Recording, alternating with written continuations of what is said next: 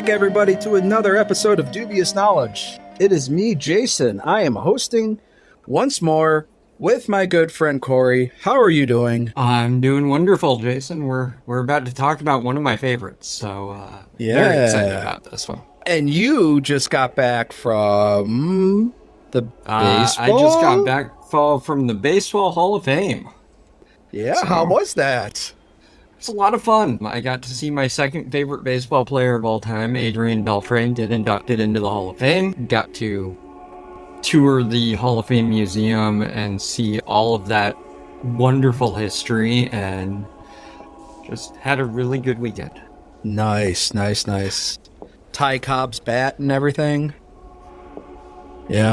Ty Cobb's bat, several Babe Ruth bats. Nice. Yeah. Awesome. Fantastic. I, on the other hand, just kind of sat in my ass all weekend.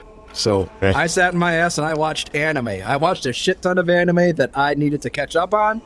So I watched Blue-Eyed Samurai, which I had been waiting to watch. It was pretty good. I watched Pluto, which was phenomenal. And I started Demon Slayer. So, which is apparently super duper popular. And it was all right. Now I'm like 20 episodes in, but I watched like 8 episodes of that. So, yeah, I just sat on my butt and was lazy, and I was a couch potato and got to relive a couple days of college. But we are here to talk about Iomedae, and we could not do that without our guest. And so, joining us today is Ross. Hello. From Find the Path. Hi, How are everybody. you? I'm doing well. How about y'all? Doing great. Great old Texas y'all for y'all. Woo! Are you in like the 100-degree weather heat wave that's going on right now? We're a little north of it, fortunately. We just got some rain that moved in the area, which cooled it down to the lower 90s. So, nice breezy cold front came through and dispelled some of the heat for us. It was great. Yeah, I got some family down in Colleen who they were just like, yeah, it's scorching. Yeah. So I say most of the time, and frankly, probably by next week, it's going to be back up in the hundreds. So, we're enjoying it while we can. Yeah. I got 2 castmates down in San Antonio. I don't know. Okay. They're down on the shore though. I'm not sure what it's like down there. Probably super humid. So yes, it's been to San Antonio a couple of times. It's almost always humid, which San Antonio is nice, but oh my god. Yeah, I made the mistake of, well, it wasn't a mistake, but I went down to New Orleans once in the middle of August for a work conference. Oh, yeah, no. that was quite miserable. Yeah, it almost feels like you're swimming everywhere, basically. Exactly. But we're here to talk about Iomedae. Excellent. One of my favorites. I know. But when we were planning on having some guests, Cori was like, "I know exactly who we're going to get on the show." Well, hey, I'm glad I can make it. Ross's Discord name is Iomedae Knight, so he's Iomedae is I don't know. I think of all the gods, when I was first getting introduced to Golarion, I started reading through it. I'm like, all right, there's this Caden fellow. He seems pretty awesome. I like him, And Gorham's interesting, just having a god who's so devoted just to war. But then I came across Iomedae, and I was just like, done. I don't need to read any further. We're done. Here. Let's go. Truth and justice. Yep, truth, justice, and the in Golarion the Devian way.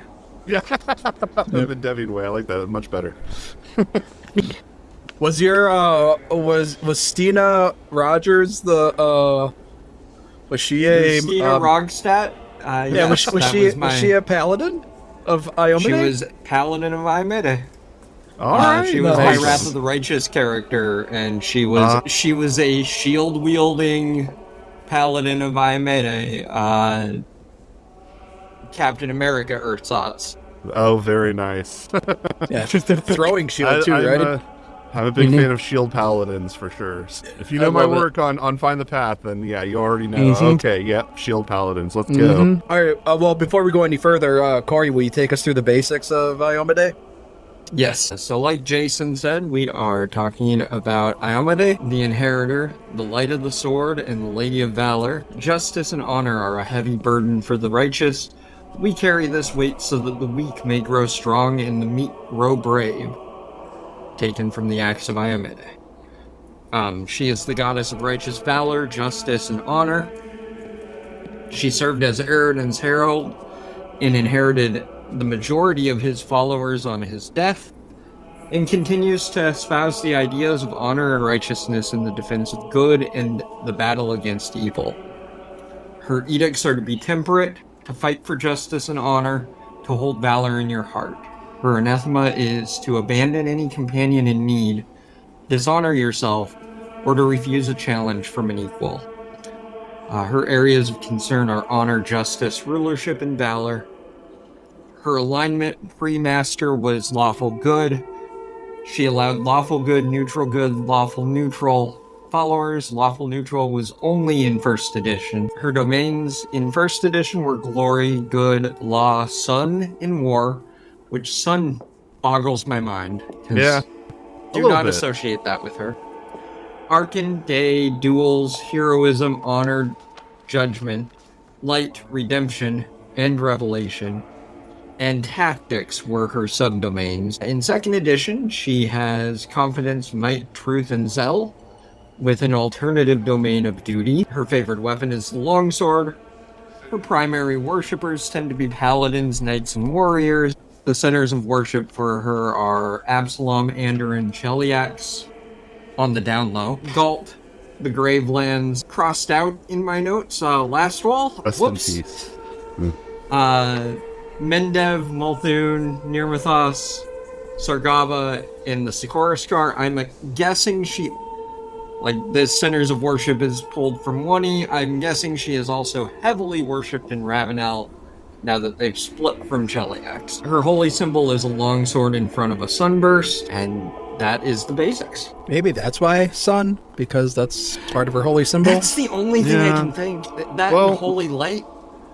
The other thing I can think of, since Iomedae is a big foe of Tar-Baphon, that she probably has that because Sun specifically deals with destroying undead, so that might be part of it. She taps into that. She's like, Sorry, can I borrow some of that? Just a little bit?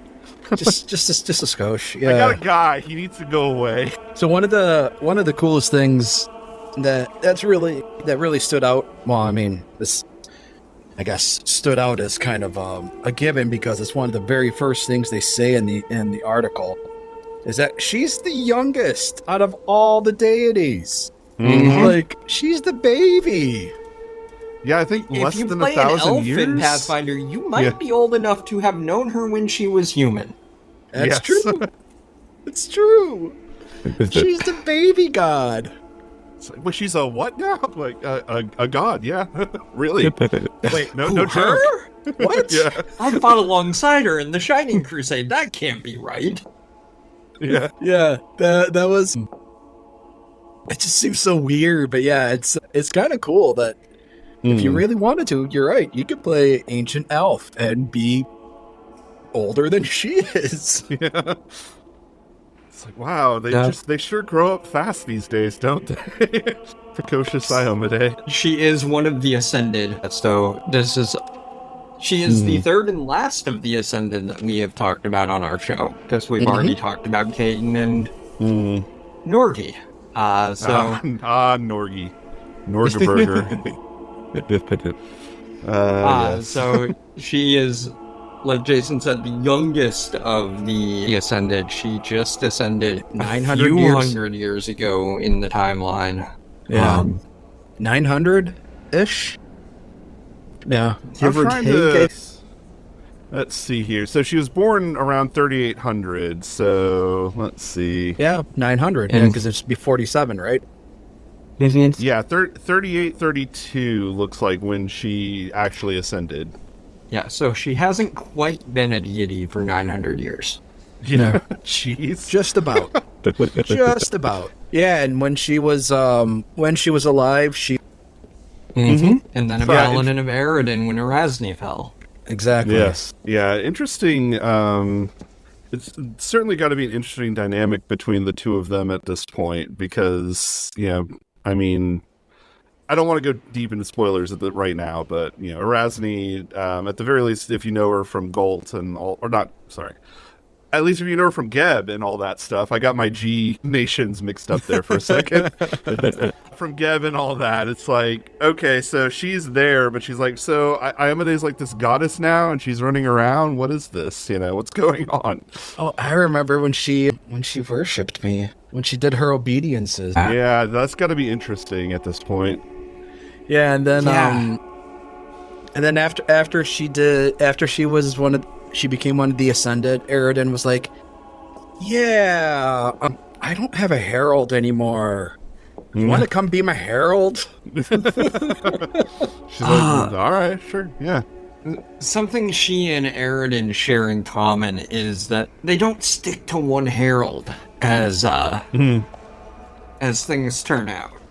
But more on that in a bit in the spoilers. Certainly, yeah. But they're also both very, I think, duty-bound gods. I mean, Eridan also seems to have quite a bit of, I suppose, quite a bit on his shoulders, being quote-unquote the last Aslanti, and I think Iomedae, in a way, has kind of inherited that sort of lineage as well, which is interesting.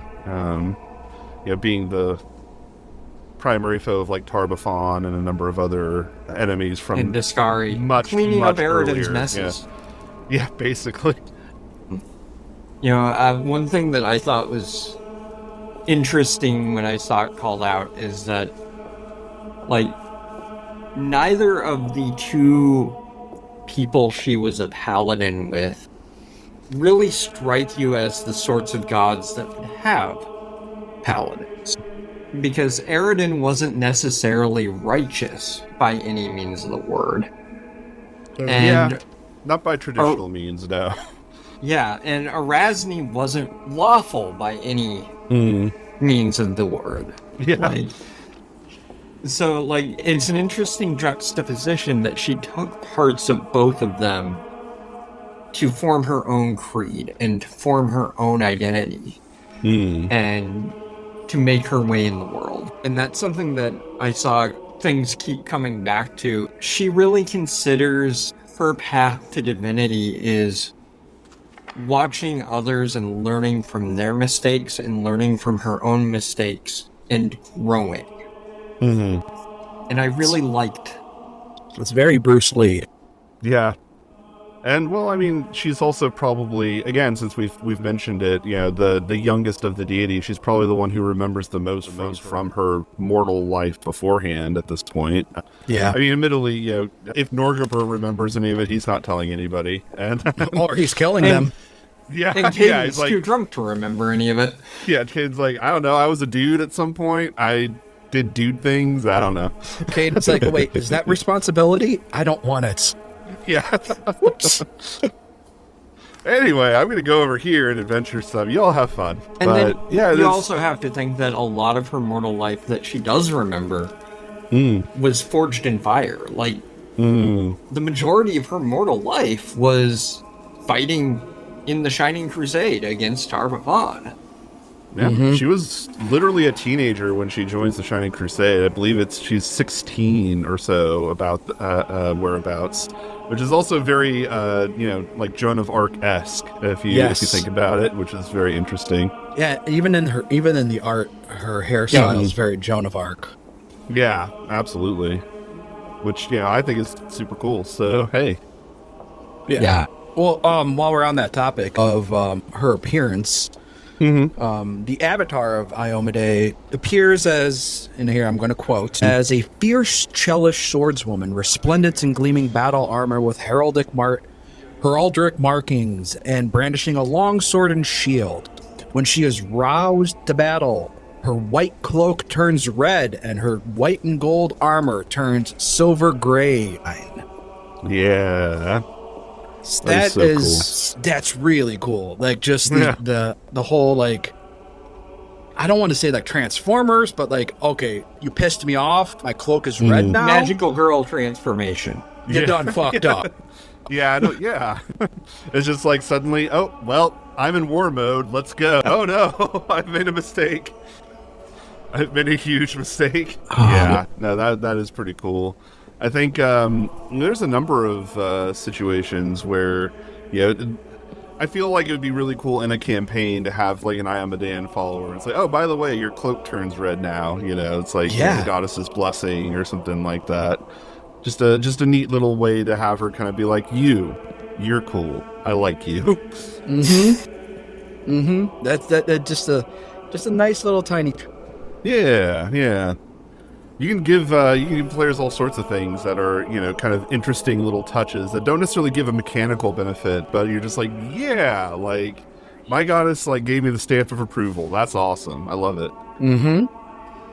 Yeah, and Iomedae, with how much she interacts with Golarion, Yes, is more likely to do that than almost all of the other gods. Other than maybe Desna. Yeah. I was about to say, other than, I think, Desna? Well, even Desna, it's not so much like a tangible interaction. Desna's like, I'm going to pop in your dreams, and I'm going to do it often. But Iomedae is like, dude, I'm just going to show up. Yes. Let's go. This is fucking good. I've had enough of sitting in heaven. Desna also is less likely to gift her follower something than take vengeance on behalf of a friend. True. Yeah. Or I see her working like omens and stuff. It's like you see a butterfly flit by. It's like, oh, maybe we should go down that path, rather than, Whereas Iomedae has a history of just, no, I need your help. Please help me. Here's the way to help me. Yeah. Here's a sword. Have fun. Yeah. I mean, they say here, it's like, she shows her approval of mortals by making mundane objects take on a sword-like form. Hey, this knife? Yeah, now it's a sword. Yeah. Or bathing her chosen warriors in mysterious golden or white lights. And exerting a compass-like pole on longswords to guide her servants. Yeah, it's almost like a divining rod or something. Or dowsing rod, yeah. That would be Cori said, hey, you got to come over here. Like, dude, just here. Just here. That wasn't subtle enough? Like, spotlight. Yeah. Well, admittedly, most paladins don't have perception as a class skill, so you need to help them however you can. Rose sure doesn't. It's yeah, no. It's that way. I have to make it so you can't possibly miss it. I rolled a 3 for a 4. Yeah, I'm not even sure I'm in a cave right now. Even though I saw Saul walk into it, it might not be a cave. And then for the opposite, it's just like, if you pissed her off and she doesn't like you, it's like, okay, you know how we talked about her cloak turning red? Yeah, your cloak's going to start turning black. Yeah. Yeah, you don't want that. Yeah, no. That's a bad sign. Bad sign. Yeah, I think, and then otherwise it's the same, like, as, like, Torag or Gorum's, like, your weapons are going to shatter. It's like... It's just kind of feels like standard for the war gods. It's like your shit's going to shatter and break. Yeah. Well, it's one of those, if you are misusing your tools, then maybe you shouldn't have them, sort of thing, which I think is a very fair way of looking at it. So, speaking a little on her mortal life, since she is so new and she lived life so recently that there is still recorded history of her life.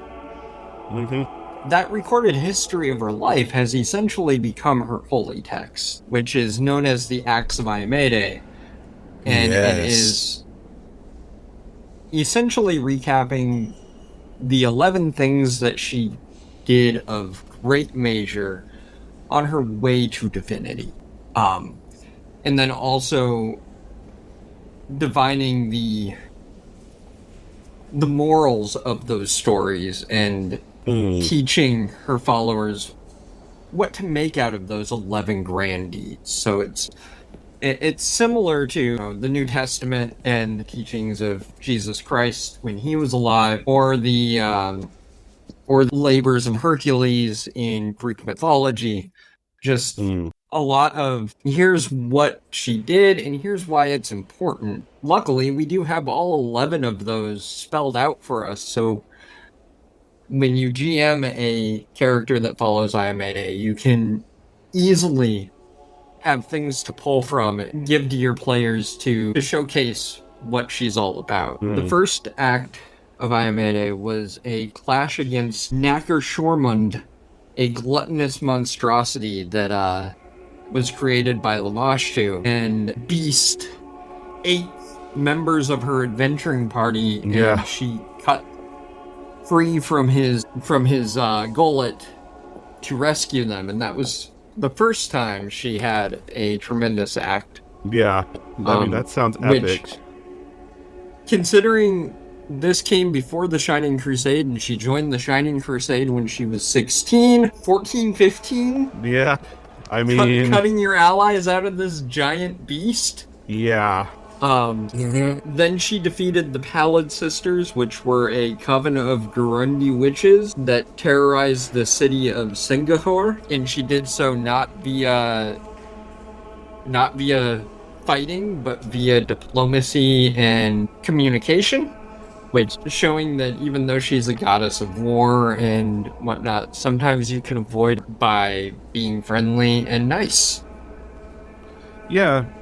Well, it's interesting because while Iomedae is a war god, I think in a lot of ways, the ability to avoid war should still be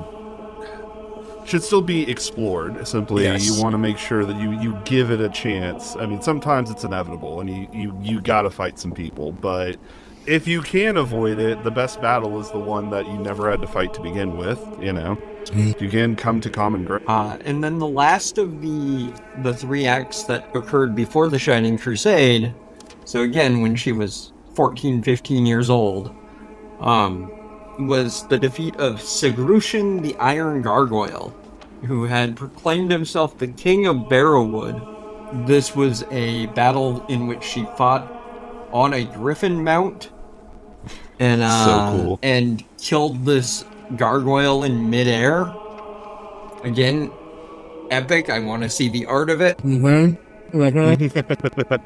Also, just FYI, apparently Barrowwood is woodland in western Chiliax. I did not know that. I just looked that up. Which makes sense, since that's where she's from. The Gurundi city makes a little less sense, but... Yeah, because this is pre-diabolic Chiliax, because that's much more recent. So it's not like they had colonies and, and all that stuff. So, interesting, though. So then she went on to join the Shining Crusade, which is when she really started her glow up as a paladin of Erasni. She was at the forefront of the Shining Crusade from the very beginning. During the Second Battle of Incarthen, she took command of a regiment of mortally wounded knights and then held back a wave of until dawn, which... Ross, you have a recent experience with Wraiths? Yeah, Wraiths, well, the of course, probably most of your listeners, but in case they're not aware, Wraiths, have a particular ability to drain their constitution, which is it makes it very difficult to fight them. Their strength by themselves isn't all that great, but if they're constantly draining your very life essence with every touch, that can be a problem very, very quickly. So super quickly, yeah. And it doesn't take many hits for you to be near death, even though you've only taken like 10 points of damage or something. Yeah, and 2 Wraiths is enough to challenge a significantly high-level party. And here's a 16-year-old girl who took on waves of them and outlasted them until dawn. Yes. I mean, that's impressive. That is, to say, in a word, impressive. And then during the Battle of Three Sorrows, correct me if I'm wrong, I believe that is when Erasni's body was returned to the battlefield? Three Sorrows is, I believe, when Erasne was killed? Or is that when she was slain? Yeah, I think that's when Erasne was slain. Nope, let it's me when her body was returned. Okay. Yeah, chose to return the body of Erasne. Yep. Gotcha. Fair enough. And so, during the Battle of Three Sorrows, Iomedae defeated the Lord of Morgues named Hell. She wasn't able to kill him, but she sent him whimpering back to the Darklands, which dealt Tarbaphone a nasty little blow as one of his generals was lost. Yeah. What, and particularly to Orv, one of the lowest vaults of the vault builders. Yeah. Deep in the Whoa. Darklands. Fun. Yeah. And This is no Sekamina over here. And Undead Unleashed, the supplement, actually has a passage taken directly from the Acts of Iomedae, talking about this act. Like I said, the Acts tend to proselytize on why these things were important and what her followers should take from them. Written about the Fifth Act is, what the Inheritor's Fifth Act teaches us is that even the mightiest undead can be defeated when one exhibits courage, dedication, and valor. Yet even divine Iomedae was unable to wholly destroy Hell, which shows that one must be ever vigilant, for the forces of undeath are legion and unrelenting in their evil. The Battle of Three Sorrows, for example, is so named for the toll it took upon the morale of the Shining, in large part because of the depths of depravity to which the forces of the Whispering Tyrant were willing to descend.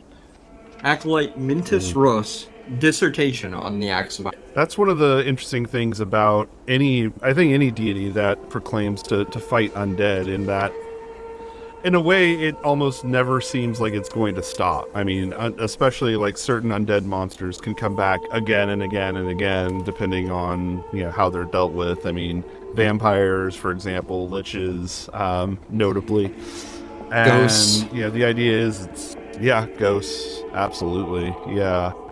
And, having to deal with that constantly has to be a drain. But at the same time, if you just sort of give up, it's like, well, you kind of just let them win now.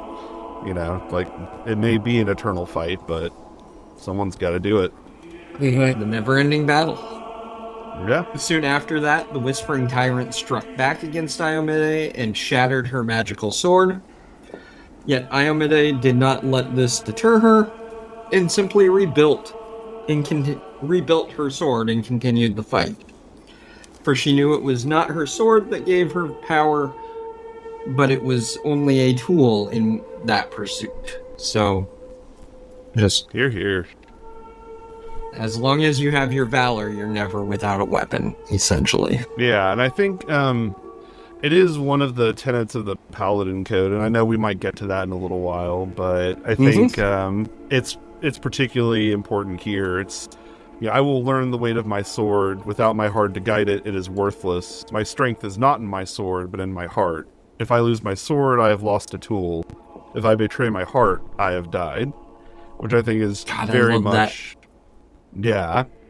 It's a great line. And then a month after the Shining Crusade came to an end, so Acts 1 through 3 were before the Shining Crusade, Acts 4 through 6 were during, and then Acts 7 through 9 are after. Or Acts 7 through 11 are after. Yes, right, yes.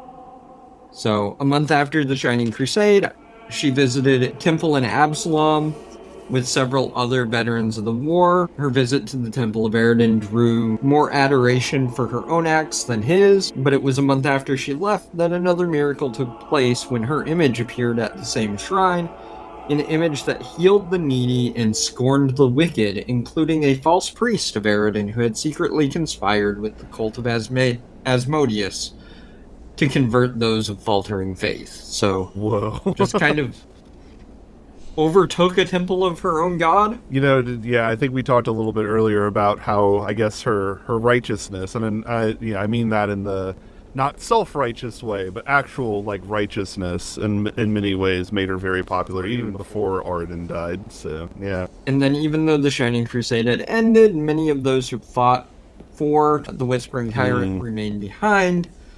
Since the war was over, she sought to redeem the people that she could, and the most notable of those was a grave knight known as the Black Prince. And with her forgiveness and kindness, he was able to repent and bring an end to his undead and pass on to Pharasma, which goes to show that, again, she's a war deity, but she also believes in the power of redemption and the ability to atone for evil and get yourself back on a path of righteousness and good. A little bit of Sarenrae right there. Yeah.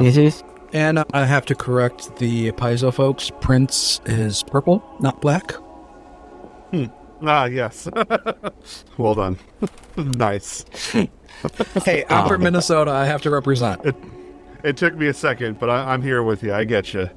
Wait, Elsewhere in Ustalav, Iomedae heard of 3 forlorn knights who had fallen from favor during the Crusade, and then went missing. She sought them out and freed them from a vampire mage named Basilov, and she bartered for their freedom using 9 drops of her own blood as payment. She was forced to slay the vampire soon thereafter, but with the knight's aid, she also secured their return to the church. Again, on the trying to find hope and redemption for people. Yeah. That alone would be a hell of an adventure to play. Yeah. Like, what would deific blood do to a vampire? Well, it wasn't quite deific yet. True. Oh, true. She was, true. Yeah. True. Good point. Probably mythic at this point. Has to be mythic. Probably. Yeah. Yeah. I would be surprised if not. Like, genuinely shocked. What would mythic blood do to a vampire? Yeah.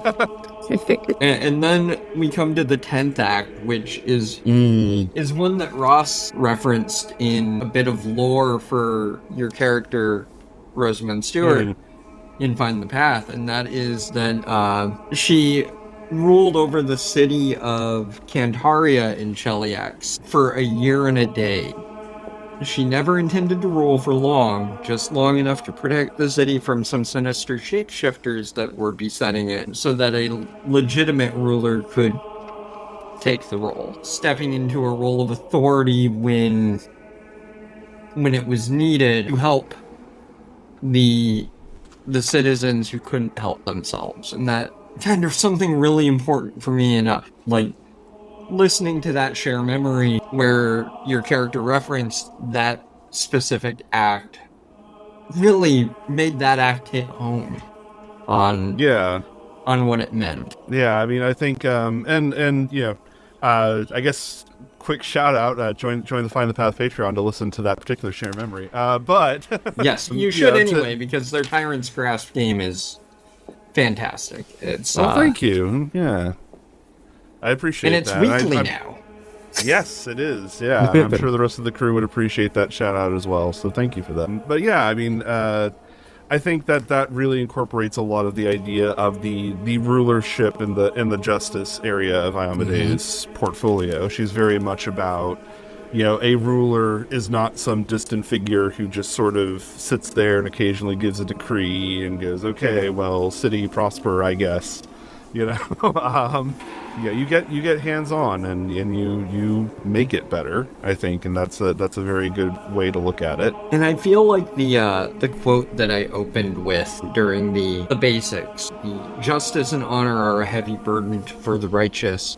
We carry this weight so that the weak may grow strong and the meek may grow brave. I feel like that in particular references this 10th act, because it's her taking on a burden so that everyone else can become better. Prosper.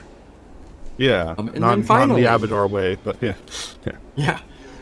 Finally, the 11th and final act of her days as a mortal, the act that ended her time as a mortal human. She cast her cloak down over the pit surrounding the Starstone Cathedral, The garment transformed into a bridge upon which she crossed the chasm to enter the edifice to take the test of the Starstone and emerge on the other side as the youngest god. Yeah. Super cool way to do that, by the way. I'm like, whoa, all right. Like, that's some style points right there. Yeah, absolutely. The acts themselves, very Judeo-Christian. Like, you referenced it. Yeah. Calls back to the Acts of the Apostles. Like, that Luke wrote in the New Testament. I think it's the 5th book? Yeah, I think it's the 5th book. Yeah. Yeah. So it's just like that. There's that. There's also very much it reminds me of, so in Catholicism you have to have these requirements before you become a saint. You know, you could be a martyr for Christ to be a saint, or if you weren't a martyr, you have to have there's other things you can do. Miracles, you have to perform miracles, you have to have heroic virtue. I forget the other one. I don't recall something. Yeah, there's the 4th one. I forget. Yeah. But Yeah, this is so, your like, wheelhouse. Yeah, this is, I studied. Yeah, anyway. Yeah, I forget what the 4th one is. But either way, like, this is, to me, this reads as a list of miracles that she performed. That's basically like her resume for sainthood. And it ends basically with her becoming more than a saint, her becoming a god. Yeah. So it's, at least that's what when I was reading through it, that's what I got. That's immediately what shouted right out to me. And I feel like it was intentional on the act of the Paizo staff, whichever one she was the brainchild of. I'm not sure. I don't think she's a James Jacobs. She might be a Wesley Schneider. I'm not sure.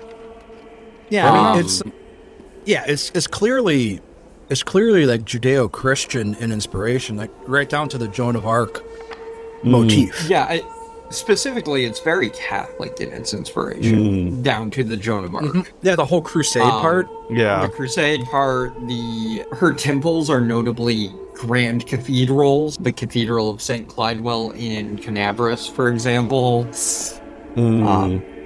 before it got demolished. And that's early enough in that adventure path. I don't feel like that's that big of a spoiler, but I feel like that's pretty, very first page of that adventure, it's fine. You don't really go very far without knowing that. And especially with it being a computer game now, I think that's even in the trailer. Yeah, probably. You know, stained glass windows everywhere. Doing my research today, there were several places where a Temple of Iomedae was called out with stained glass representing all 11 acts, which, again, I want to see the pictures of this. Please give me the pictures of this, Luis Loza. Please hire somebody to illustrate this in Divine Mysteries, please. Oh, I'd love that. That'd be great. Yes. I'm pretty sure it's too late for an art order for that, but Divine Mysteries 2 I'm gonna send my thoughts art. back in time to Luis and let him know, like, hey, buddy. You're like, what? I was like, yeah, I'm from the future. You need to add this. Trust me.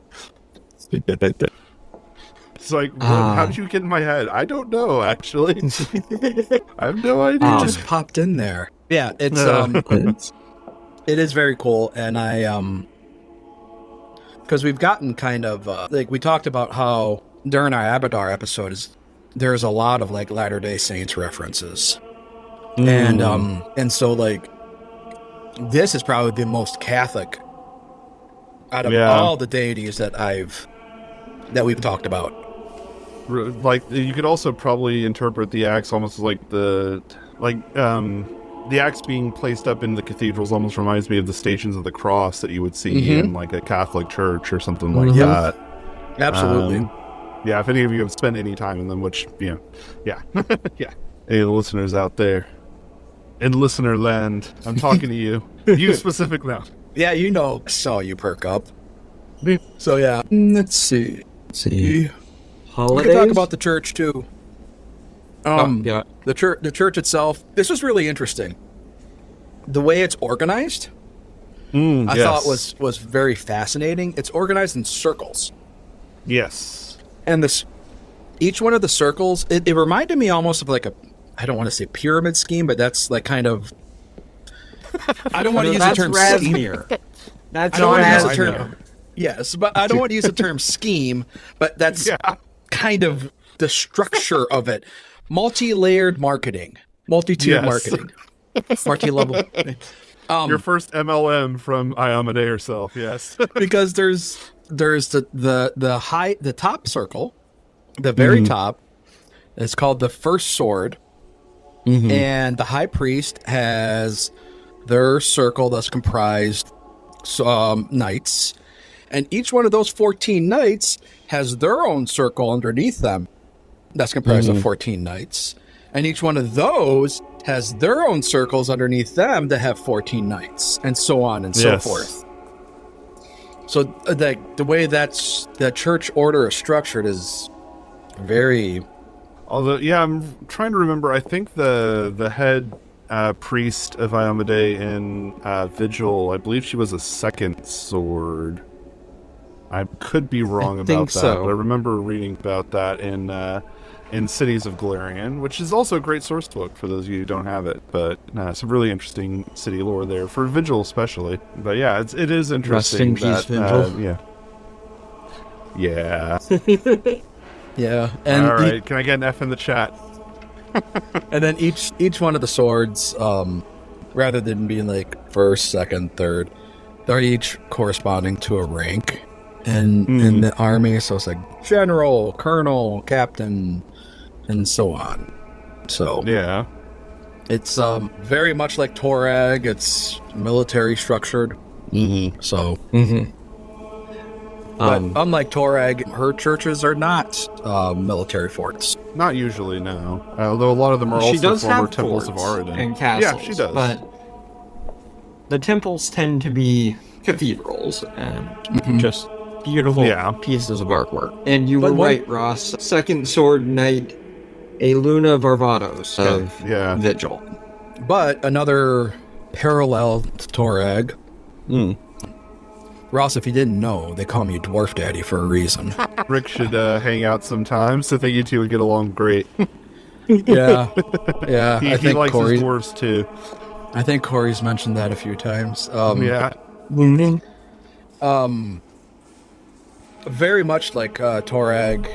In Torag worshippers, the worshippers of Iomedae, they do not bury. So this is where it kind of deviates from Catholicism, and where the Knights Templar were usually buried with their shield and sword. So are the Hospitallers. The Knights of Iomedae are not, generally. They're not buried with their shield and sword. Their sword and shield are generally passed down to the next generation. And instead, they're buried with a token as a representation of the sword and shield. So mostly like a wooden sword or something along those lines. Most as just like kind of a representation of it in the afterlife, rather than the actual sword itself. Yeah, because it's usually, especially if you were, grand hero and your weapon is super powerful, and it's like, well, that could still be used to kill evil. I mean, we should pass that down to a new knight. So Yep.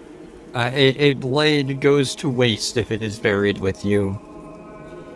Give it to the next 14-year-old that's going to become a hero of the next crusade. Yeah, like one of the Mendevin Crusades or something. Yeah.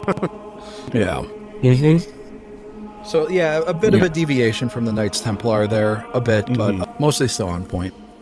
Yeah, I mean, it makes sense in a world where magic is absolutely real, and magic weapons aren't maybe not necessarily uncommon. Especially powerful ones are very hard to come by.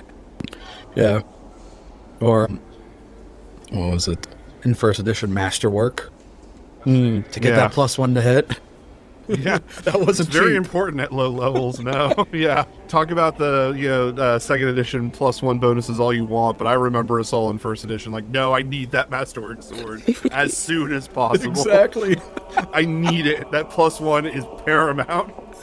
Yeah, yeah. I do love for me, it boils back down to her time in the Crusade. She was forged by this long war against unrelenting evil. She knew that in a long war, you're not always going to have the resources to re-outfit the next generation when the first one falls. So Yeah. pass that along and allow the next generation to carry on the fight that you were unable to finish. And in doing so, they can help you finish the fight because they're using your weapons to do it. Yeah.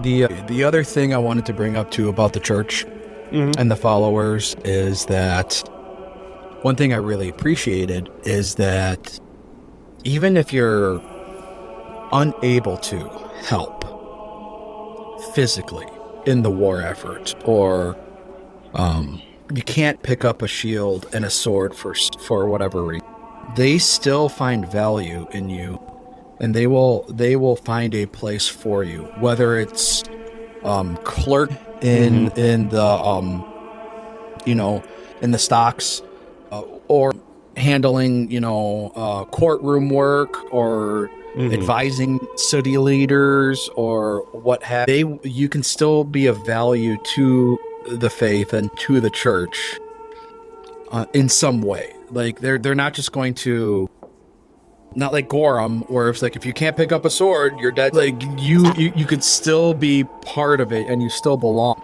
You can help out in other ways, which I really appreciated. I think that it's an interesting character concept I've thought of, and one I haven't had a chance to play, but I think would be very fun is, playing maybe something more intellectual, like maybe a bard or like a wizard follower of Iomedae, who instead of being, I'm a frontline fighter and I get in with my sword, it's like, no, really, I'm more of a studious sort. I'm a lawyer. I fight against injustice in the courts, and then also sometimes I cast a spell or two, but it's mostly like trying to figure out, information, or even like, something along those lines, because I think that's just as much a really cool follower of Iomedae as like your typical champion or paladin, or, whichever class you're playing. Like, I'm thinking like an investigator who's like a tactician. That'd be really cool. Yeah. And it's like, you don't maybe have a direct Crusader connection, War but at the College same time, did have like, a you're very battle much- mage academies. Yeah, absolutely. Yeah. So yeah, I'd say that would be pretty interesting. Yeah, I don't pick up a sword. I just kind of help you flank from the right, and Yeah.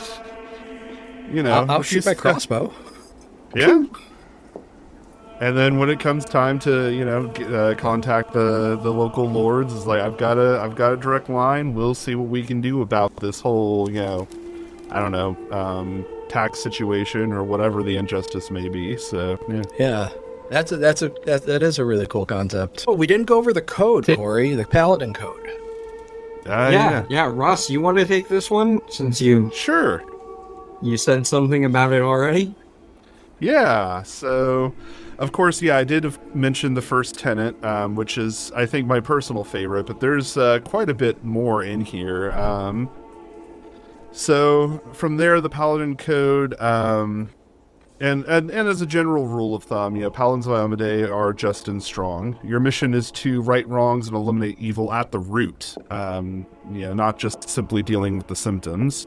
You are crusaders and should live for the joy of righteous battle. You will serve as examples to others, and our code demands we protect the weak and innocent by eliminating sources of oppression. You may back down or withdraw from a fight if you are overmatched, but if your lives will buy time for others to escape, you are expected to give them. And then from there, it goes on to say, I will have faith in the Inheritor. I will channel her strength through my body. I will shine in her legion, and I will not tarnish her glory through base actions. Whereas basically the idea that you are a representative of Iomedae on Golarion while you are acting as one of her paladins, and you should behave as such. The next tenet, I am the first into battle and the last to leave it, I think is a pretty common paladin saying, but I think a very good one. It's like, no, I'm going in. I will not be taken prisoner by my free will. I will not surrender those under my command, which is, I will not give up my allies to save myself, basically. And I will not tarnish my honor to save myself either. I will never abandon a companion, though I will honor sacrifice freely given, which I think is an important distinction. If somebody does say, hey, it's my time, I'm fine with this, then I think that's a fair way to look at it. I will guard the honor of my fellows, both in thought and deed, and I will have faith in them. That, I think, is a very big one, because it's very much I've decided to travel with these people. If I didn't believe in them to some degree, I wouldn't be with them. So I'd need to, watch over them and trust that they also watch over me. When in doubt, I may force my enemies to surrender, but I am responsible for their lives, which I think is, again, it's a little different from Sarenrae, who's much more about the redemption angle. And Iomedae can be about that as well. It's just that she's much more, I have a duty not only to my enemy now, but also for anything that they may do going forward. I will never refuse a challenge from an equal. I will give honor to worthy enemies and contempt to the rest, which just sounds cool. I will suffer death before dishonor. And then finally, I will be temperate in my actions and moderate in my behavior. I will strive to emulate Iomedae's perfection. So, Yeah. Nice. A very standard paladin code, which she's the paladin goddess, so it makes sense. Yeah, very much so. Piggybacking on that a little, as we're recording this, Player Core 2 is starting to make the rounds. Subscribers are getting their copies, so the PDFs are out in the wild. I'm lucky enough to have mine. I haven't gotten mine yet.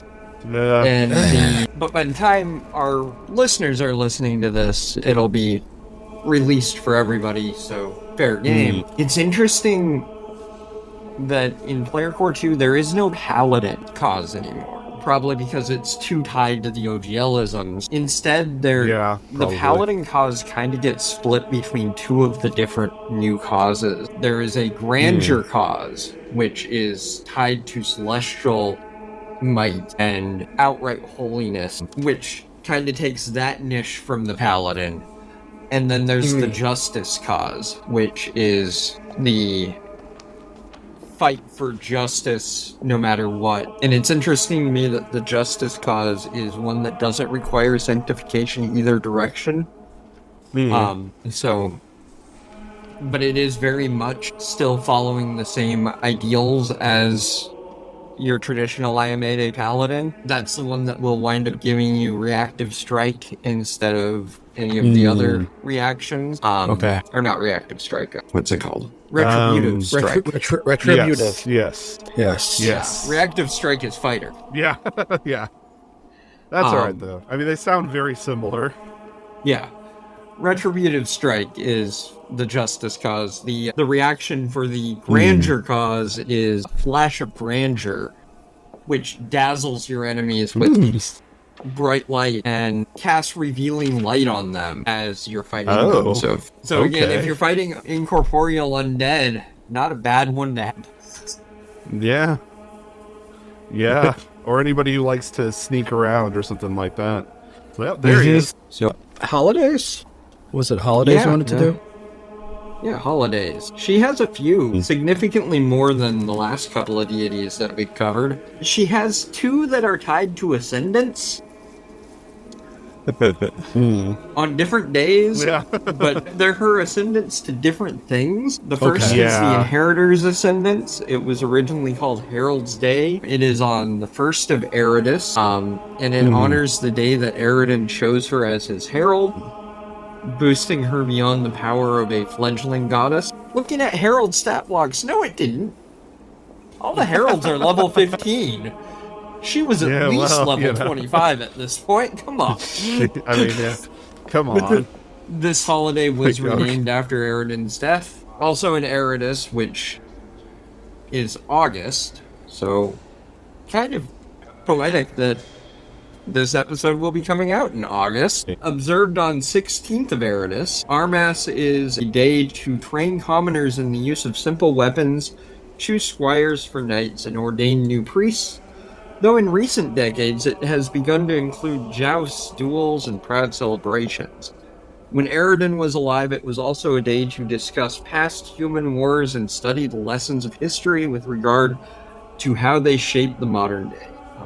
And notably, Wrath of the Righteous begins at the Armas Festival in Canabras. So, very important holiday for Golarion history. Absolutely. Okay. The Day of the Inheritor. This somber day of remembrance on 19th of Rova marks the day when Iomedae finally formally invited all the members of Eridan's church to join her faith. Celebration of this holiday is increasingly rare throughout the Inner Sea region and likely to fade away entirely in about another human generation as the last human followers of Eridan move on from this mortal coil. Then there is Ascendance Day. I think there's a handful of... Yeah. He was mostly a human god. There's probably a handful of half-elves that'll outlive that. Yeah. I remember reading about, I think, a single elf that follows him somewhere, but I can't remember where, but, like, like one. And he's just, like, he still holds ceremonies in an Oridan temple, and it doesn't really... Yeah, but I can't abandon it. He'll be back. Come on, it's only been 100 years. That's nothing. And then there's Ascendance Day, the second of her Ascendance holidays. This one actually represents what you would think Ascendance Day represents, and that is when she has to start Testance. It is characterized by singing, pledgings of friendship, and forgivings of old grievances. And then there is Remembrance Moon. It's a holiday celebrated in both Lastwall and Ustalov. It is typically celebrated on the first full moon of Desnus to commemorate those who died in the Shining Crusade against the Whispering Tyrant. And the Church of Iomedae honors it as well due to the goddess's role in that. Yeah, definitely another relatively somber holiday, but one I think very important to the faith. And then we have her aphorisms. Yep. For victory, for the heart. If you've played the Wrath of the Righteous video game, you have surely heard Sela yell this at least once. Yes. At least once? Whether whispered as a prayer or shouted as a challenge, this saying refers to striking at the heart to make sure that a foe is slain. Knights use it in battle, priests use it when baptizing a new acolyte, and farmers use it when cutting a tree stump. Yep. Take that tree. The heart of the tree. Yes, the heartswood. A used blade never dulls. This phrase serves as a reminder to keep one's body ready and one's mind sharp, as challenges can arise at any moment. Kind of tying back to that lesson from the 5th act of, the undead are relentless, and you never know when they're going to come back, so be ready. Yeah, definitely. And then, the last aphorism is one that Jason already kind of referenced as well, and that is their cloak turned red. And as Jason mentioned, when Iomedae goes to battle, her cloak changes from white to red. So this phrase is typically used in reference to a knight who embarks on the whether by literally entering battle or more figuratively against threats to the church, or even simply against an acolyte who has played a... Oh no. He's gone red. Oh no.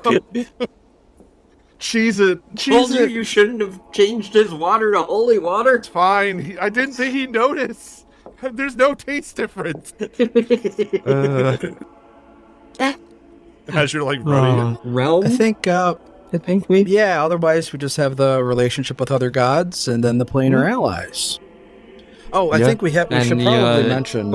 Obediences and whatnot. Before Quandary yells at us, she's a member of the God Claw. Yes, absolutely. Yeah. That is that the it's only interesting. one that she's part of? I think so.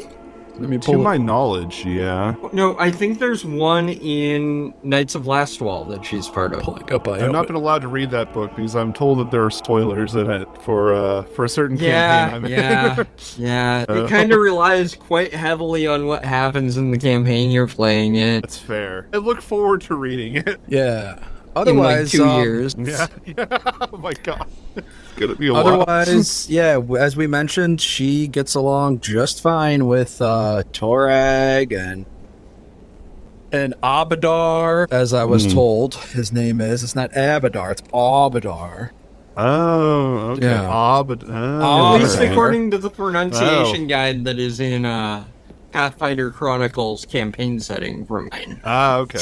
Fair enough. Sarenrae, as you could imagine. Yeah. Caden, because I don't know why. Maybe because they're both ascended gods. I mean, I think that she probably has a respect for Caden. Maybe not necessarily like we're close allies, but like you tend to do the right thing, and I can believe in that. Yeah, Erastil. The Too. She other pantheon she's part of is Sorrow's Sword, which is, for now, Iomedae, Gorum, Regathiel, Vildeus, and... Wait, what? and redacted. And Redacted, because I can't tell one of the people on this call who the last one of the pantheon is. Interesting. All right. Well, I look forward to figuring that out. I have a feeling it's me. And then Shaylin. Yeah. Erastil and then Shaylin. She gets along with. As well as Milani. She calls Milani her little sister. Yeah, it's actually it's a particularly interesting note to me because Milani is, of course, the Everbloom for those who aren't as aware, and I'm sure y'all will probably do one on her at some point. I'm gonna promise that for you. Actually, I'm sorry. Don't. No. We generally all the guests who come on to do one of the core 20. We're planning on bringing back to do one of the minor deities of their choice. So if you want to come back and do Milani, you're more than welcome. Or I would love to. Yeah. Yes. Yeah, Milani sounds great. I have a follower of Milani in another campaign you might have heard about.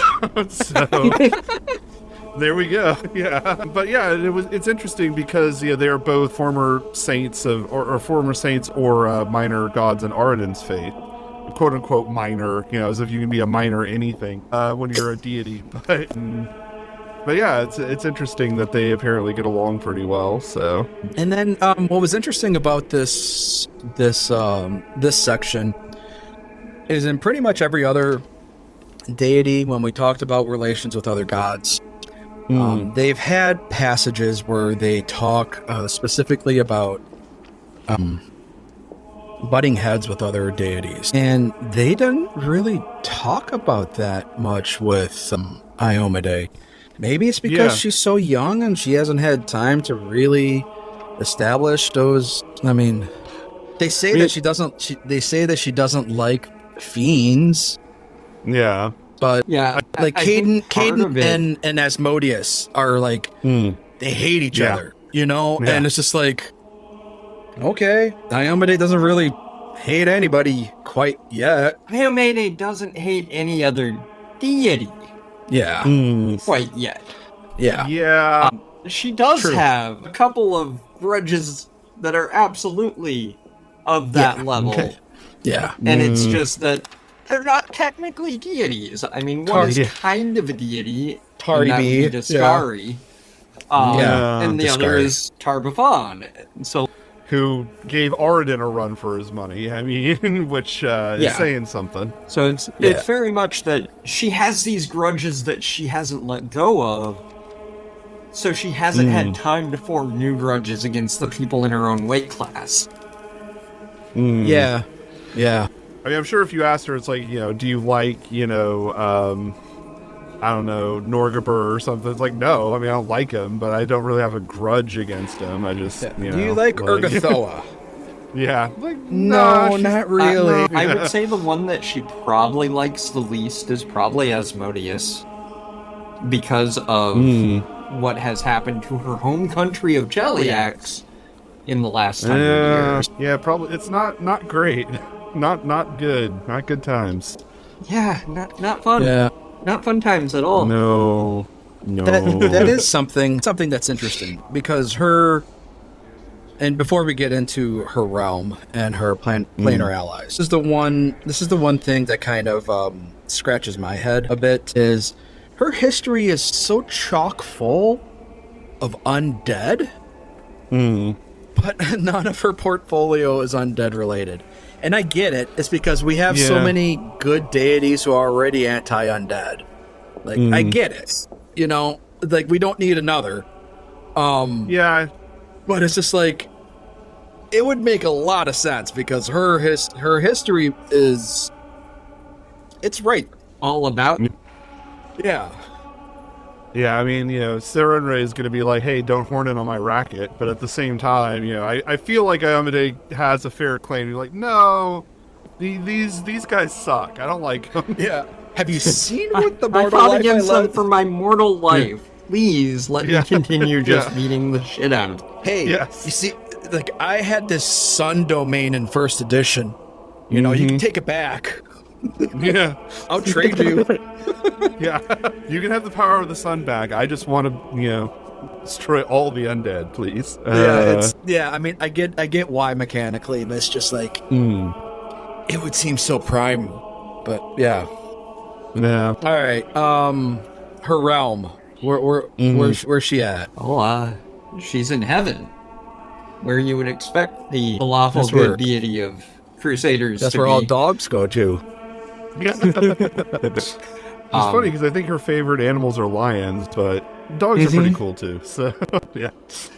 She has a realm in heaven in the second layer of heaven. And it is dotted with castles and forts, and some of the less zealous residents of heaven continue to complain about how heaven is becoming more and more of her realm than everyone's realm. Her power is suddenly just creeping ever outward because she is the most zealous of the gods that live there, and Yeah.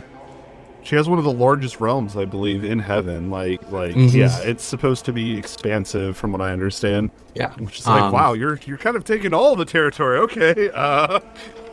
Hey, I'm just trying to vibe it's here. near the y'all. border Yeah. of the first tier of heaven, so it's right on the edge of being at the very top of the mountain. For those unfamiliar with how Golarian's heaven is set up, is like hell is 9 layers going down. Heaven is parallel to that as a mountain going up. If I remember right, Toreg's realm is right in the heart of the mountain, Yep. Yeah, which as you makes would sense. expect. Yeah, Dwarf Daddy to be. and if you ask him, that's where he's always been. He's like, dwarfs existed there for forever. Yeah. They're like, he wasn't created; he was always there. So, And then on to planar allies, I guess? Yeah. Yeah, So- because you said you said you wanted, or were you saving that for you're saving that for spoiler corner. Well, part of the Herald I'm saving for spoiler corner. We'll talk Ooh, about it. Okay, fancy. Yeah. Fancy. So, her herald is the Hand of the Inheritor. He is a tall angel with a halo of spinning blades and clad in radiant golden So cool. armor and an equally radiant shield. He focuses on honorable combat, the preservation of just rulers and valorous deeds, feels no guilt in slaying those who embrace evil, but strives to subdue when his opponent is magically controlled or otherwise compromised. He enjoys battle hymns and marching music, and long walks on the beach. His voice is more suited for harmonizing than leading a song. He's always ready to answer her call when she must directly intervene on Golarion. With his speed and might, he leads the charge when the Inheritor's celestial armies must go to war. A veteran of countless sorties into the abyss, the Hand fights with a song of battle on his lips and unbreakable courage in his heart. He is 9 feet tall and weighs 900 pounds. My God. Yeah. Like, whoa, all right, buddy. Good lord. Yeah, probably could bench press me if you wanted to. Yeah. And then there's Jing, who is a white metal wheel burning with golden fire, so a wheel archon. Able to spread the hundreds of sword-like shards that comprise his body over an area, acting much like a blade barrier, except those that touch him take slashing fire and holy damage. He can dampen his fires in his natural state, though he complains that it is uncomfortable when he does.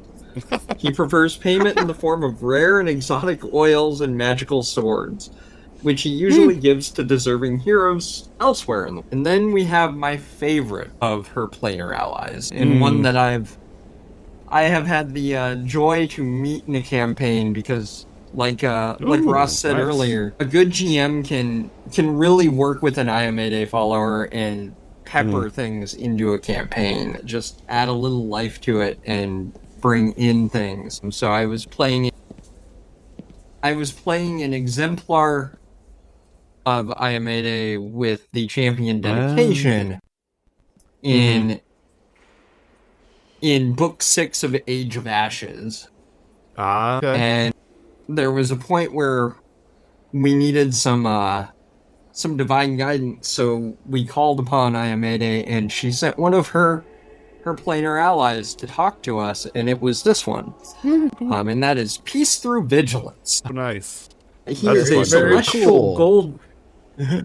celestial gold dragon who never sits still for more than a moment and rarely lets his summoner get a word in edgewise. Oh, I can see this GM having fun with that. Oh, yeah. Jason knows this particular GM. Oh, yeah. Nice. That particular line right there, I know they had fun with that. He likes to take charge in situations where his strength and magic are especially suited to the task. He refers to his patron as Mother Iomedae, leading some to believe that he's the offspring of Iomedae and Apsu, the god of gold dragons. Interesting. All right. Fair enough. I mean, dragons could take human form. Okay. Yeah, sure. Why not? You know? And gods can probably take dragon form. Also true. I mean, yeah.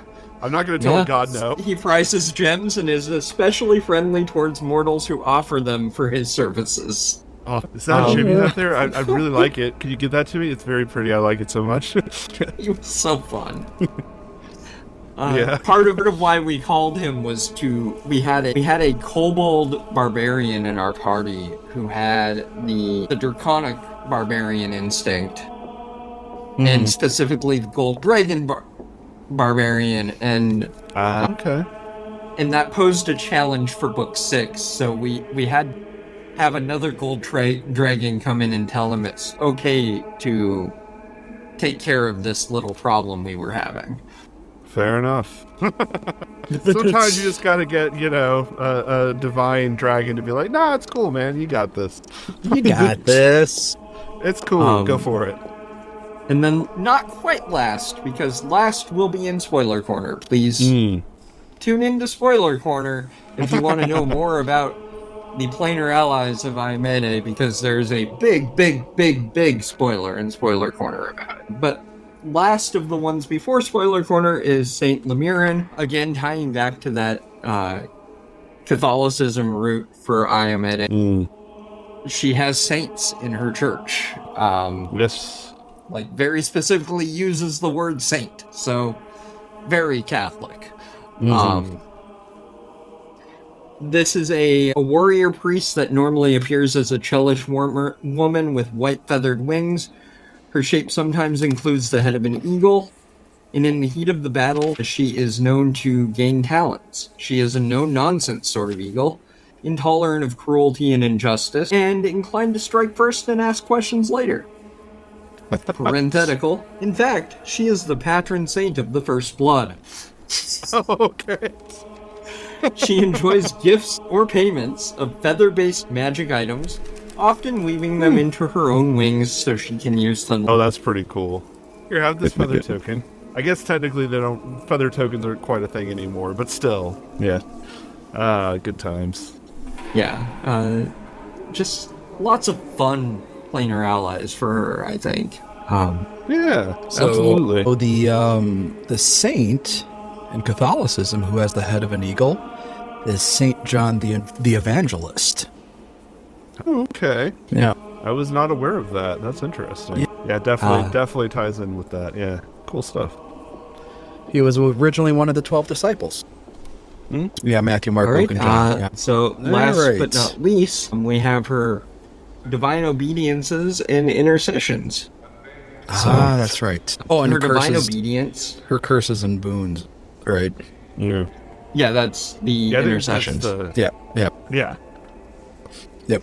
So, her obedience back in 1E when there were rules tied to but if you're playing a follower of Iomedae in 2E and want to add some flavor to how your character acts, this is a great way to do it, is to hold your primary weapon in front of you and hang a holy symbol of Iomedae from it.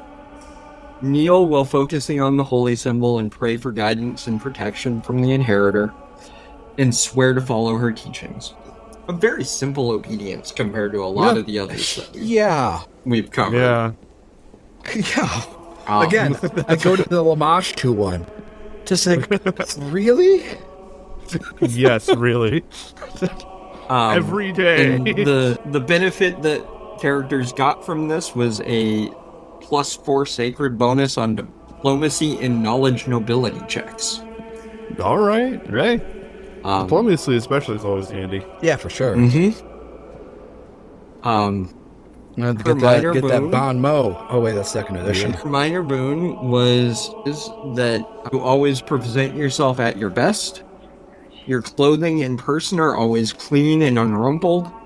The metal of your blade and armor shine and look unblemished. Doesn't prevent you from being exposed to diseases or other afflictions via filth, but it does protect you as well as it can, as if immediately washed afterwards. Because if you're trudging through a sewer with her minor boon on, it just kind of sloughs off you, and you're still nice and shiny.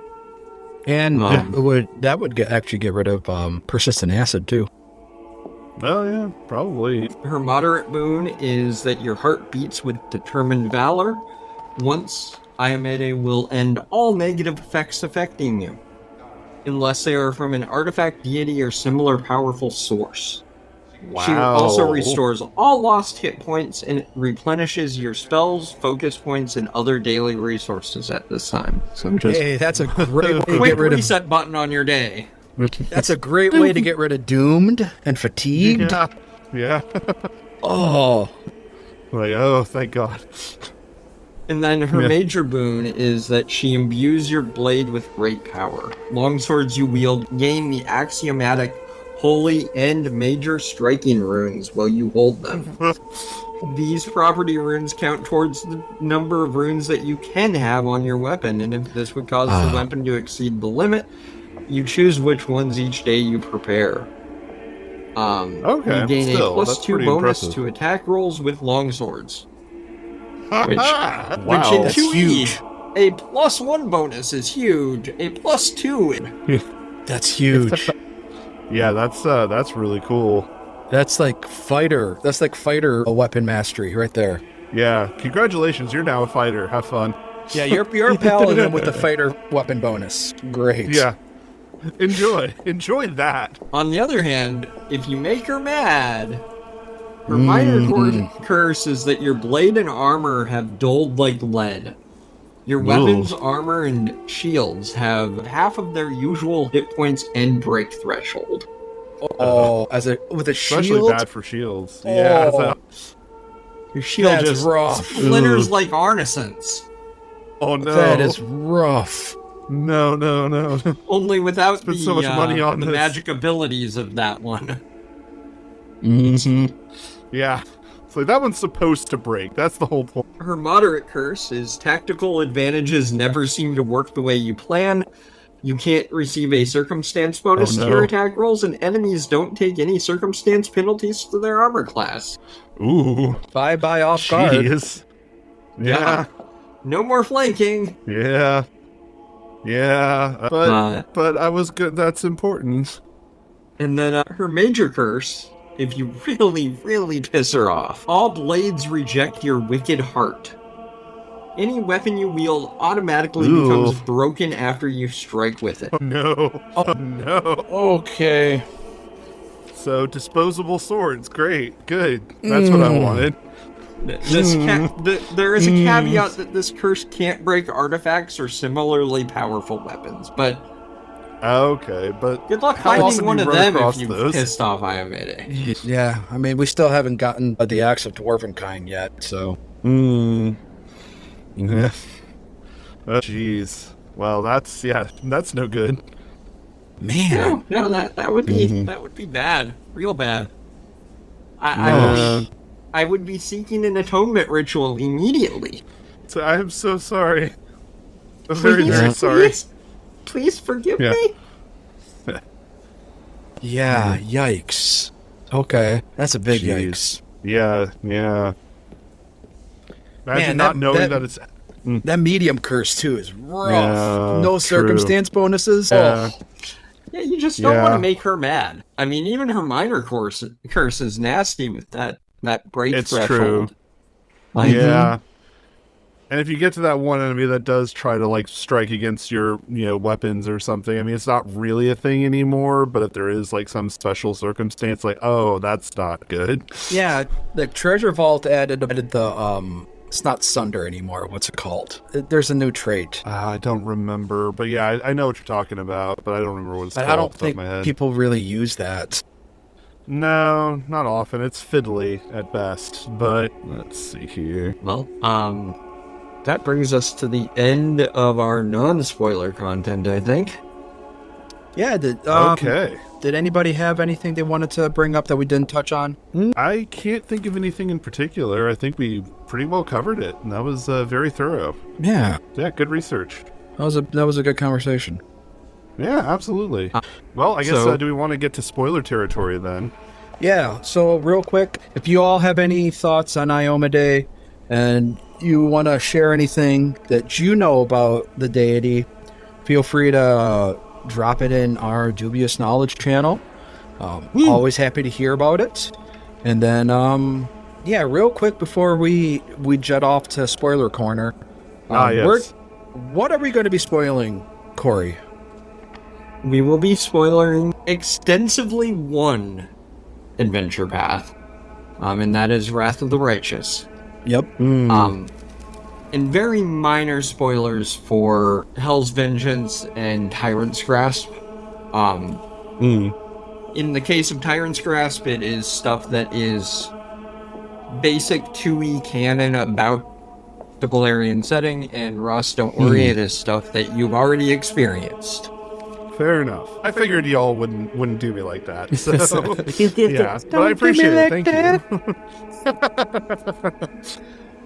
you. Can you think of anything else, Ross, that we want to spoil? No, not in particular. Not that I've encountered. I think that pretty well covers it. So, right on. Yeah. Well, that's what we'll be spoiling. And then, other than that, I think next month we are going to be having Alex back to talk about Aurori, if I'm not mistaken. We're getting down to the end of our gods. Yeah, I think after Aurori, we only have like 3 left. That includes Erasni. Wow. So, all right. And then we're gonna do an addendum episode because there's been some changes since we've recorded these episodes. So I don't know. God's Reign has stuff happening. There's a few things that change there. I don't know. Need to update our Luis episode. Yeah, Luis is pulling strings or something. Yeah, some sort of meta plot. Or Octavius can't catch a break. Oh. All right. No, he really can't. Poor guy. Well, before we head off into spoiler corner, Ross, you want to tell our listeners where they can find you? And yeah, absolutely. So, for those of you that are not familiar, of course, I am on the Find the Path podcast, which has been going for about 6 years now. We currently have 4 shows. I am in 3 of them. Mummy's Mask is the one I'm not in. That's already been completed. So if you do want to check that out, full and ready to listen to, free for everybody. In addition to that, we do episodes. That's true. I do show up here and again, but I'm not one of the main cast on that one. Yeah. So if you don't hear me right away, that I just don't. I want to temper expectations, and I'm like, wait, where's Ross? I thought he was going to be here. It's like, no, I'm not. I'm sorry. My schedule didn't work out for that one. But going forward, I of course am in our Hell's Rebels Second Edition playthrough that Rick has actually updated to Second Edition. So if you're into the Second Edition rule set, definitely check that out. I'm in War for the Crown, which is the successor to the Mummy's Mask podcast. So, definitely check that out as well. That's been going strong. And of course, I do play if you're in particular interested in Iomedae, I play a paladin of Iomedae named Rosamund Stewart in our Patreon exclusive Tyrant's Craft show. You can check us out at find-path.com or anywhere that you get your podcasts. So check that out. And again, I highly recommend joining their Patreon for Tyrant's Grasp. Thank you. That is the show I started with for Find the Path because I wanted to hear somebody running that particular adventure path. So I joined the Patreon before listening to anything else. Oh, wow. All right, cool. Yeah, I mean, it's one of the reasons we chose it is we didn't feel like a lot of people would end up doing it because, of course, Second Edition came out right after. And, I mean, come on, it's Second Edition. So we're like, yeah, let's do Tyrant's Grasp, though. And I've been having fun with it. It's a great adventure path. I mean, not necessarily like fun in a ha-ha sort of way, but... yeah, normally... definitely fun. Very much the not ha-ha fun adventure path. No, but still very entertaining, I hope. And, something that we've been enjoying producing. Yeah, and then we'll probably have... We might be... Once we wrap up our walk through the gods, and then we're going to do all the APs next. So we'll probably have you and Rick on again once we get to the APs that you guys have been doing. All right, sounds like fun. Yeah. I'd be glad to be back. Cori, have you been doing... I figure by the time we get to Tyrant's Grasp and that, you guys will probably be done with that. Yeah, sure, and that'll be a good discussion because our third co-host, Mike, actually ran that himself at his personal table. So he'll have a lot of input on that as well. Very cool. All right, Cori, do you have anything that you want to plug that you've been up to lately? Not really. You can hear me here every month on Dubious Knowledge. You can also hear me sporadically on 50 North, the Goblin podcast. Yeah, we need to get the second episode out. Yeah, we need to schedule that. Scheduling's been a bear, so... yeah, that's the epic level challenge of every campaign. Yeah, scheduling. Yeah. And it's just summer schedules. It's the tough part. Yeah. Summer's a rough time sometimes. And for myself, you know who I am. You listen to 25 North. If you feel so inclined, check out the Patreon. Submit hero points at any level. If you want to support us, $5 and up, we'll get you access to all of our shows, including Dubious Knowledge, and the main show, and the Goblin show. And once we wrap up the main show, we're going to be doing Sky King's Tomb, because Dwarf Daddy needs to get some Dwarf Adventure on. We can get that early as well. So, yeah. That's awesome. On to Spoiler Corner? Sounds good to me. Spoiler Corner. Let's do it. Yeah, I gotta do Sky King's Tomb because nobody else is doing it. I haven't found any other show that's doing Sky King's Tomb. That is interesting. I figured somebody would have picked that up. I thought so too, but people don't like dwarves apparently. I mean, it's not my favorite in the world, but I like dwarves. I think they're fun. So yeah. Well, enjoy. I hope you have fun with that. Yeah, dude, I'm looking forward. I'm looking forward to it. I've read it and then I'm prepping it. So, and we are going to be using the Battle Zoo stuff. So I am allowing my players to use any of the Battle Zoo ancestries. Well, not any, but the Battle Zoo ancestries or class. So one of them is actually going to be playing like the Pokemon trainer class that they have. Huh. Interesting. Where they have these little elementals that they can summon as their Pokemon. Okay. Yeah, it's really kind of cool. Fun. So there's like 3 forms. There's like a familiar form, an animal companion form, and then there's like a you can merge with it. to be like like a battle form where you merge with the creature. Yeah. All right. Sounds like fun to me. It's pretty cool. Anyway, Yeah. Wrath of the Righteous. So, probably the heaviest spoiler corner we've ever done, because she is very directly involved in Wrath of the Righteous. I don't know, Ross, have you played? I am in a playthrough right now, actually. I'm most of the way through Act 2, although I have had some of the major bits spoiled for me already. So I'm not super, like, don't worry about me, basically. So Okay. Yeah. So early on, as I alluded to earlier, the adventure path begins during Armis Festival at the Cathedral of St. Clydewell in Canavris. Things go south really quickly as a Baelor slams the city's Silver Dragon Defender through the cathedral, kind of throws her through the building, and then cuts her head off, opens a rift in the ground that eats the players, and that's how the adventure path begins. Just kind of throws you right there, kills the city's defender, From the get-go. destroys this pristine chapel. There is, at the end of book 1, you reclaim a garrison that is dedicated to Iomedae, and actively, if you are doing the right things during the reclamation of this fortress, you get blessed by her directly. She gives you, like, if you're playing in 2E, would be a great way to, just throw these boons that we just talked about out there. Absolutely. I am running it in 2E. I actually made different things that I gave them and permanent bonuses that my players have from Iomedae now, with the caveat that if they ever make her mad, those bonuses will go bye-bye. That I think is fair.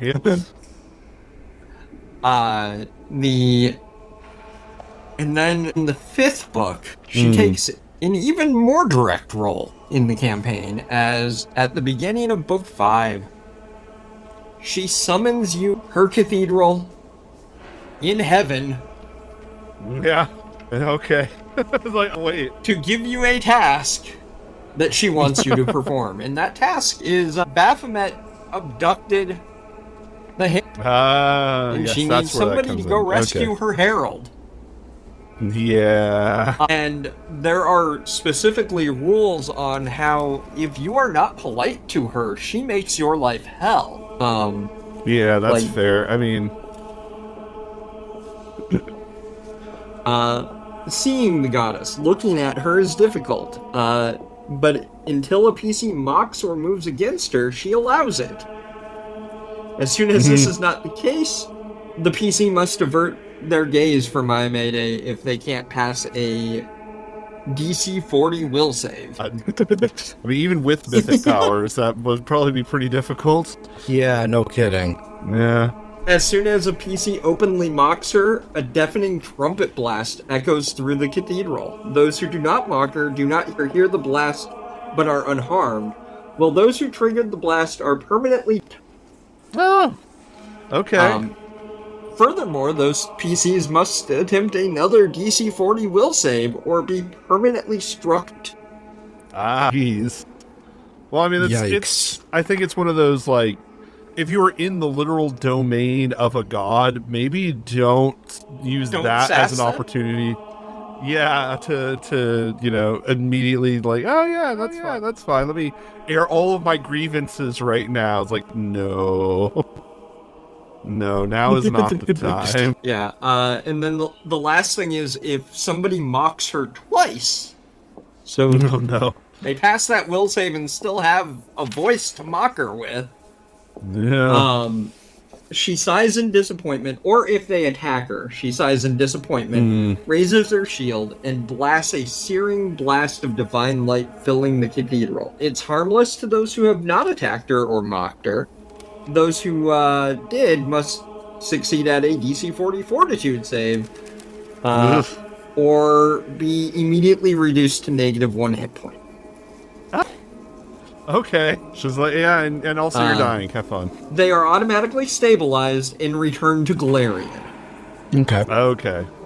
Yeah. So that feels If you like successfully save, you're not taking the -1 hit point, but you're still immediately returned to Golarion. But in both cases, you're permanently.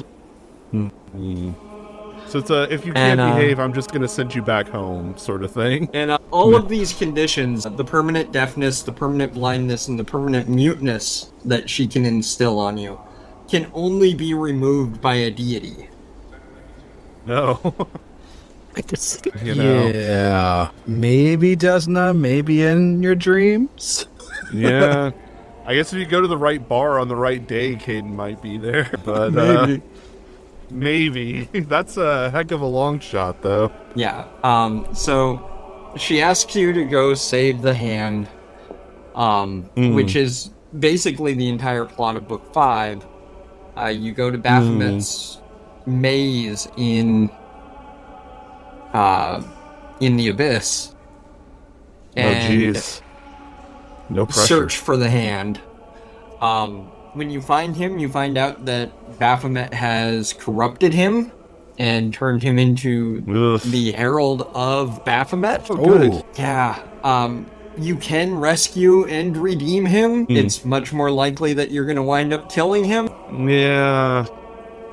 Which leads us to the other huge spoiler of the adventure path, and that is that as that adventure path ends, Iomedae is heraldless. So, and during the course of Book 6, where she has no herald, typically she will choose one of the player characters to become her temporary herald, just for the duration of the remaining crusade.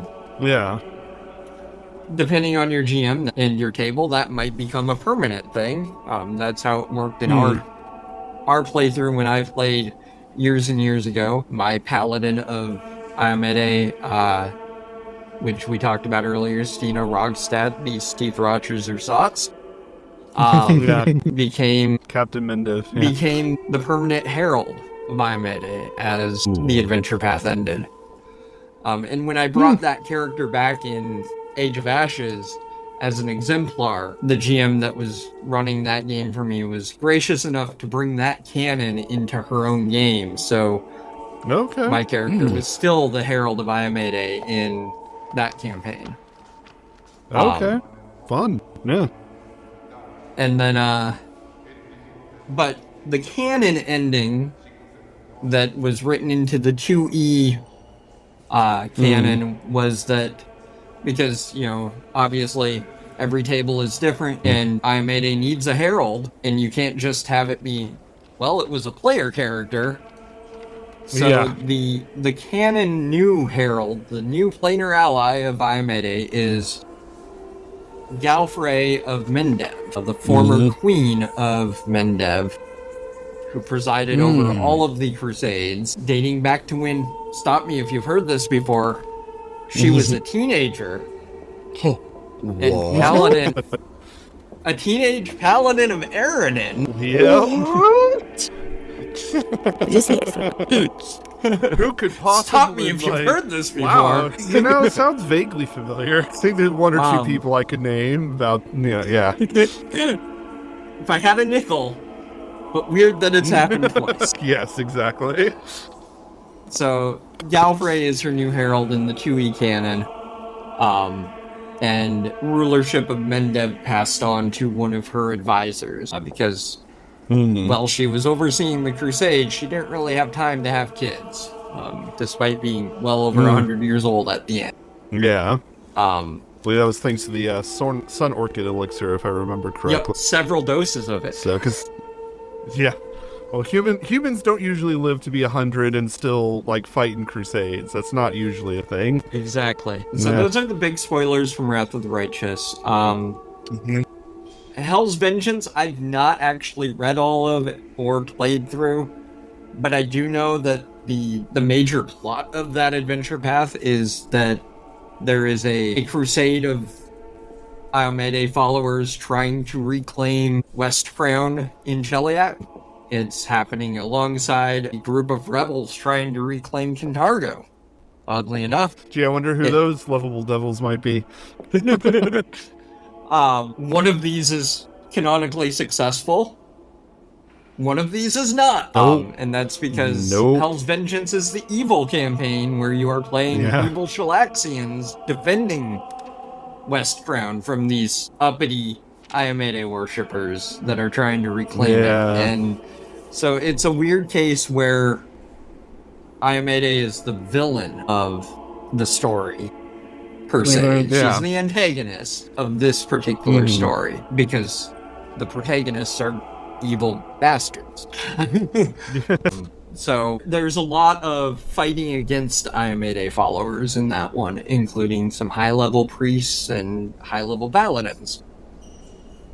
And then lastly, in Spoiler Corner, we have Tyrant's Grasp, and mostly the big spoiler is that one of Iomedae's strongholds in the Inner Sea is no longer really a stronghold. It's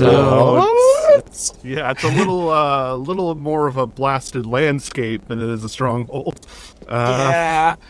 So after the Shining Crusade, part of Ustalov got resettled into a nation known as Lastwall, whose primary focus was to be making sure that the Whispering Tyrant never got out, and boy, did they muck that up.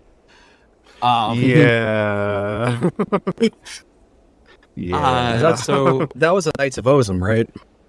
Yes. Yeah, the Knights of Ozum in the the country of Lastwall, city of Vigil. The big spoiler here that is related to Iomedae is that in Book 3, Tar-Baphon drops a nuke on Vigil and just kind of destroys the biggest stronghold of Iomedae worshippers in the Inner Sea. Whoops, done. And it's especially noteworthy in that Tyrant's Grasp takes place years after Wrath of the Righteous, which means a lot of those crusaders that successfully defended Mendev and won that crusade have moved on down to Vigil to continue their efforts to stop the undead, and now they're whoopsied. Well, and since we are in Spoiler Corner, I don't mind saying this because, it's Spoiler Corner. You're here for spoilers. As, one of the big problems with that particular section is that your characters in that section of the book are trying to stop it. Like, you are there to prevent that explosion because your characters know that the Tyrant has the super weapon and that he can do this. They're trying to figure out how and where and when. And unfortunately, it does not end up going well for them in that, while they technically survive, they do not succeed. One of the, I think, it's a nice little ticking clock that they have no way of actually beating, and it's heartbreaking when it happens. I have to say that Rick did it masterfully in your game with the oh my god, the tracking of time and really making it seem ominous. Like you knew something bad was coming, but you didn't know what, and you didn't know when. Nope. And then the reveal too. It's like, you know that thing you felt a while ago? Yeah, that was that. It's already done. We're like game over, man. It's like what? Yeah. Wait, what? We were still in the middle of stopping it. I did it 15 minutes ago, kind of thing. Yeah, basically, yeah. The Ozymandias does. It's like, come on.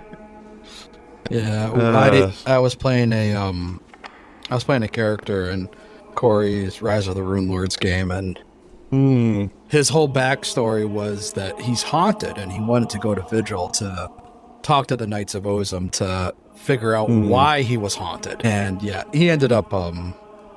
I brutally murdered that poor guy. Yeah, but that's okay. Now we have a dwarf who adopts goblins. Well, there you go. I mean, I've played Rise twice, actually, that especially the first couple of books could be a meat grinder. I mean, there's so much stuff that's just like, and you're dead. Got him with a sin spawn in the Catacombs of Wrath. Right in book 1.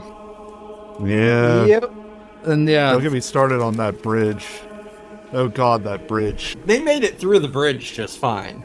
Yeah, we handled the bridge. Yeah, it was. I played that game twice, and both times somebody died at the bridge. Both times.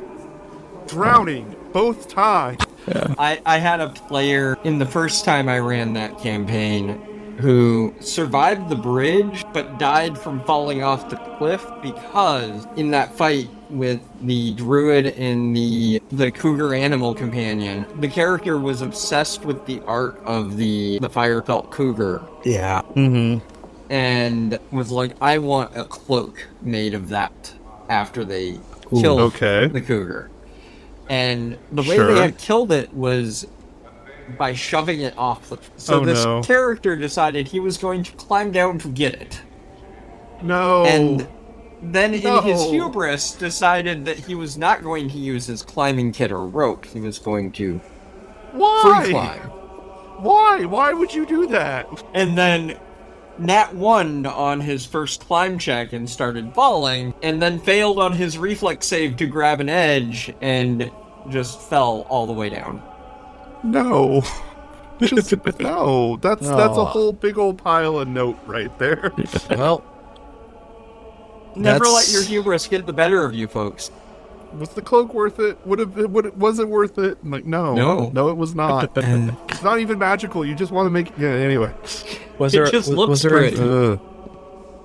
anything Yeah. else? No, I think that's about it.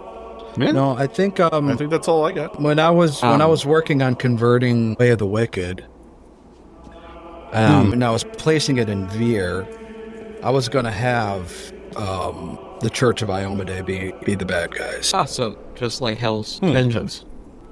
Yeah. It just would have been, it's Veer, so it would have been a bunch of Norgorbians versus Iomedae. So, all right. Well, thanks again, Ross. You've been wonderful. Yeah, thanks again, man. Yeah, glad. I thank you so much for having me. I appreciate the opportunity, and it was really fun talking about my favorite deity. So, yeah, thank you for having me on.